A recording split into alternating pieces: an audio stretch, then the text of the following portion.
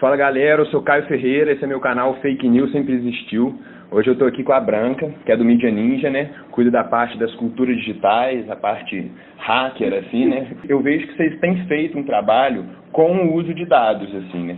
E com esse escândalo das fake news, a gente fica com essa imagem muito negativa do uso desses dados na internet. E aí eu queria te perguntar, qual que é o uso positivo que a gente pode fazer desses dados? Primeiro, obrigada pela oportunidade de estar trocando essa ideia e, de fato, é super importante a gente conversar sobre isso, porque ficou essa imagem mesmo, né? Depois do processo das eleições e um pouco antes, quando a gente for pensar em curto prazo da nossa memória, assim, nas eleições do Trump, isso já veio muito forte, né? O que aconteceu e não por acaso também, em setembro desse ano, né? O Facebook também ali, digamos, foi hackeado no pior sentido da palavra, porque muitos dados foram roubados ali. Mais ainda, né, engraçado porque ele converge muito com o período eleitoral e tudo mais, então não dá pra achar que isso é qualquer coisa, né, gente? Na verdade, isso tá realmente, a gente sabe que isso está super alinhado também de uma estratégia muito próxima do que aconteceu com o Trump nas eleições, né? Então, os dados, eles tomaram uma dimensão muito grande, eles tornaram ali um centro de uma discussão, né?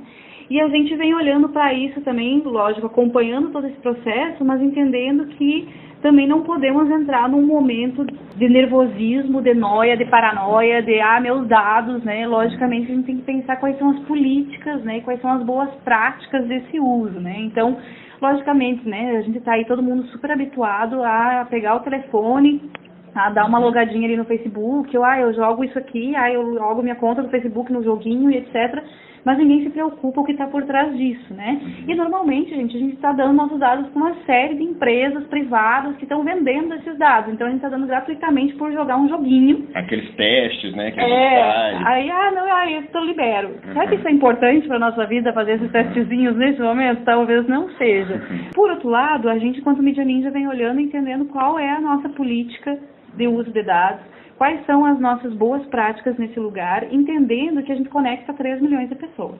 Logo depois do processo das eleições, a gente abriu um cadastro que era Somos Resistência Seja Ninja, e em questão de 48 horas, mais de 5 mil pessoas se cadastraram. E ali são dados muito simples, né? É o nome da pessoa, é a cidade, é o estado, é o e-mail, as redes sociais dela que ela deixa ali, se ela quer ou não. Por si só, isso já é muita coisa. A gente já referencia essa pessoa, a gente já consegue olhar quem é essa pessoa, se ela é ativista, se ela é um militante ou não, ela é uma pessoa comum, se é um estudante do ensino médio, enfim. No final das contas, a gente consegue, né, se fosse por um mau uso dos dados, pensar numa série de estratégias para chegar nessa pessoa e espalhar, por exemplo, fake news. Então, o que a gente quer é muito o contrário, né? É conseguir organizar. Tá chegando gente aqui. Então, faz parte do processo. A gente consegue pegar essa base, trabalhar ela e entender qual é o ecossistema que se conecta à mídia ninja. E nesse boom pós-eleições, há uma necessidade emergencial do engajamento delas. Então, quando a gente tem essa resposta de 5 mil pessoas ali se cadastrando, é porque elas querem estar engajadas e fazendo alguma coisa, e o que a gente vem falando do Quero Ser Ninja, né? Então, Quero Ser Ninja, mas como você vai ser ninja? Né? Como que você, dentro do seu território, lá no interior de Minas Gerais, no interior do Rio Grande do Sul, enfim, você não precisa estar aqui com a gente nessa garagem onde a gente está aqui agora, mas ao mesmo tempo você recebe conteúdo. E a gente consegue, a partir disso, entender. Na Mídia Ninja, a gente está abarcando isso. E o que também nos falta? Tá faltando falar, sobre agroecológicos. Vamos abordar mais esse tema para engajar mais gente? Então, dá para fazer um grande mapa, né? O que a gente fala que são os grafos, né? Conseguir olhar essas esferas, essas pessoas dentro desses nozinhos que elas são de uma rede conectada. E junto com isso, a gente quer fazer um aplicativo Ninja, que é o processo que a gente está fazendo agora. E um aplicativo, a gente precisa de uma série de dados. A gente está debatendo aonde que nós vamos guardar esses dados dessas pessoas. Para que seja guardado de uma forma segura. Exatamente. Então a gente está aqui debatendo realmente, vamos ter um servidor da Mídia Ninja, vamos pensar como que a gente guarda, quais são os critérios, qual é a política disso, para que ninguém se sinta invadido, quais são as permissões que a gente, enquanto Mídia Ninja, tem dos seus próprios dados, sabe? Então, como que a gente vai organizando isso de uma forma muito democrática, que as pessoas entendam que elas estão participando também desse processo. E é doido, porque a gente está no momento que a gente quer fazer isso, e a gente tem um contexto político que é totalmente o contrário, né? Que também para trás. Exatamente. Então a gente também não vai deixar que isso se empurre para trás, a gente vai avançar e fazer com que a gente trabalhe esses dados de uma forma que seja cautelosa, mas que ao mesmo tempo a gente consiga avançar dentro de uma estratégia de comunicação, né, com esse monte de gente. E essa análise de dados precisa, para a gente fazer, a gente precisa de um conhecimento prévio de programação ou é algo que algum leigo consegue fazer, assim? Um leigo consegue fazer. Eu digo isso por experiência própria mesmo, né, porque aqui também dentro da Mídia Ninja nenhum de nós é especialista nas coisas. Então, de repente, surge a demanda de vamos minerar dados, vamos entender como isso funciona, e são 3 milhões de pessoas conectadas, as nossas redes superaquecidas. Então, comecei a pesquisar no Google, a conversar com algumas pessoas que a gente tem articulação, e universidades, e parceiros. E é muito simples também, gente. Lógico que a gente não vai virar grandes mineradores de dados, né? Porque a gente precisa de uma estrutura para isso, né? Precisa de um servidor, precisa de umas máquinas rodando, etc. Mas para fazer algo caseiro, super possível. E você tem algum tipo de programa, assim, que você indica, que a gente pode deixar no link aqui para a galera que quiser conhecer mais, às vezes procurar um tutorial sobre o programa? GFI, todo mundo adora o GEF, que fala o GFI. O GEF, ele é para quem já viu várias vezes nas redes, uns mapas muito loucos de Twitter. Aqueles mapas interativos. Isso, assim. coloridos, super bonitos, isso, e tem aquelas esferas e tal. É o GEF que gera. E tem muita coisa legal na rede sobre ele, enfim. NetVis também é uma APIzinha que vocês procuram aí na internet e vão achar. Você loga ele ali no seu Facebook e aí você tem a possibilidade de minerar ali dele, pegar informações de comentários, quem curte a sua página. E é super simples, ele vai baixar uma planilha e aí você consegue gerar uns indicadorzinhos também daquele lugar, né? Então vou deixar os links aqui embaixo para quem quiser conhecer mais. E, ô Branco, queria te perguntar mais uma coisa, que é como que nessa campanha do Bolsonaro fez o uso desses dados, assim? A gente ouve falar muito do uso de robôs que disparavam mensagens no WhatsApp, assim, mas eu acho que ainda é uma coisa muito, assim, abstrata, né?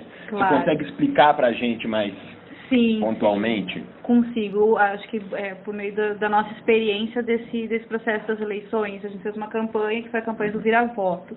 E ela era uma campanha do Instagram, né? E, lógico, a gente, enquanto esquerda, muito atrás também desse processo do WhatsApp. Então, como que a gente entraria? E a Vira Voto foi uma forma muito prática de vamos fazer aqui, vamos fazer uma rede WhatsApp, né? Porque as pessoas já iam aderir isso de cara pelo volume que a campanha do Vira Voto estava tendo.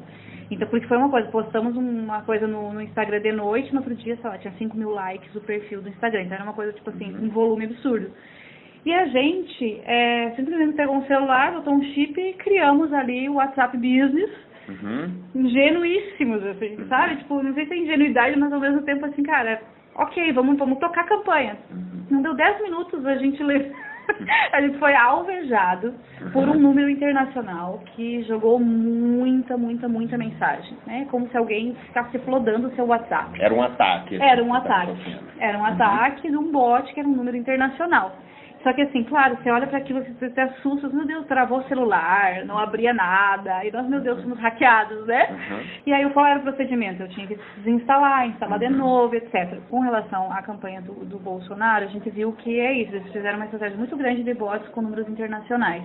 Esses bots são robôs que são disparados para mandar mensagem. Exato, são números que vão estar ali, são perfilzinhos, né?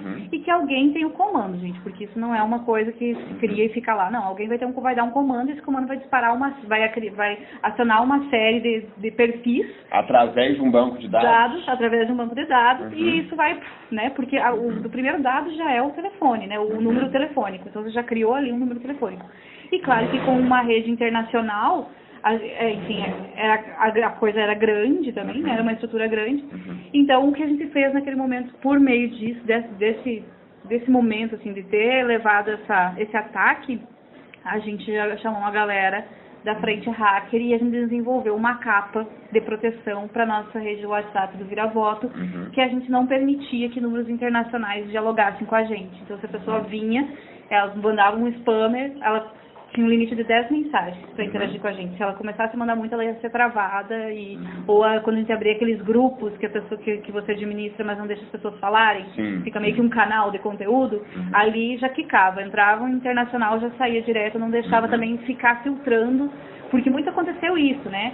Entrava os bots dentro dos canais, as pessoas também não sabem, dos grupos, não sabem que é um bot, a pessoa tem um perfil e tudo mais, e eles podem ficar coletando a informação toda. É uma espécie de espionagem. Exato. E aí eles podem analisar isso, ver o que digamos, está sendo falado, quais são as estratégias, que estão sendo debatidas para uma atividade, alguma ação, e ao mesmo tempo fazer, né, uma vacina e ir contra aquilo.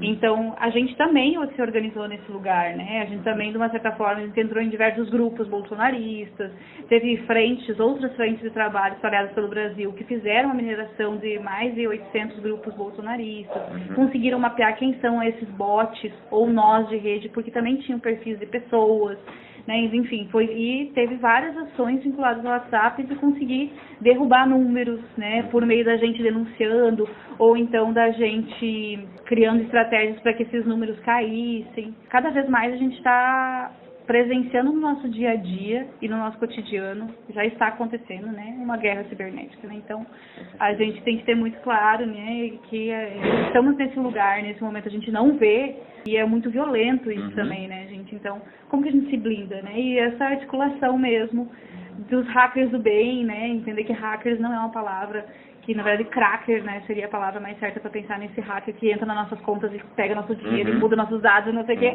E que os hackers, na verdade, têm uma comunidade gigante de pessoas que podem estar ali fazendo tecnologias para o comum, né? E, ô Branca, a gente sabe que os nossos dados já estão aí, já estão na rede, né? Mas a gente tem algum tipo de medida, além de tentar evitar esses testezinhos, além de tentar evitar essas coisas, para a gente ter uma segurança maior em relação aos nossos dados? Tem sim. Acho que tem, lógico, é isso, nós não vamos deixar de usar as redes sociais, né? Mas as redes sociais, elas já te permitem que você faça algumas coisas de segurança mesmo, né? Então, vale sempre, gente, ficar trocando senha, vale, de vez em quando, lá uma vez por mês, 2 vezes a cada 2 meses, 3 meses, você vai lá e troca a senha. A senha não pode ser mais, sei lá, seu nome 1, 2, 3, 4, né? Tipo, tá na hora de começar a deixar as coisas um pouquinho mais complexas, né? Fazer limpeza de cache do computador, às vezes para dar uma limpada também. Passópolis é um pluginzinho legal para cuidar das senhas e gestar elas, porque às vezes a gente trabalha com várias pessoas que, sei lá, usam o mesmo e-mail, né? Como que você compartilha uma série de senhas com uma equipe, né? Então, isso é um plugin do navegador. Isso, então tem alguns pluginzinhos nesse sentido. E aí tem nas redes sociais, você pode ali, né, dentro das configurações, você dão já a possibilidade de você, se eu estou acessando minha rede social de algum lugar, eu vou lá, faço login, ela vai mandar uma mensagem para mim e ela vai autenticar, né? Às vezes é chatinho, gente, dá uma preguiça, é um saco, mas a gente vai culturalmente trabalhando, entendendo que isso é importante. E é algo que vale a pena, né? Exato. Ô Branca, muito obrigado, acho que foi uma entrevista muito boa para a gente entender esse uso de dados. Eu acho que essa realidade já bateu aí na nossa porta, a eleição do Bolsonaro veio para escancarar isso, né? E está na hora da gente começar a pensar mais nesse tipo de coisa. Eu acho que essas pessoas como vocês que têm esses conhecimentos é fundamental para a gente, para conseguir espalhar essa informação, para que a gente possa fazer um uso mais consciente das redes sociais. Muito obrigado. Nada, show de bola.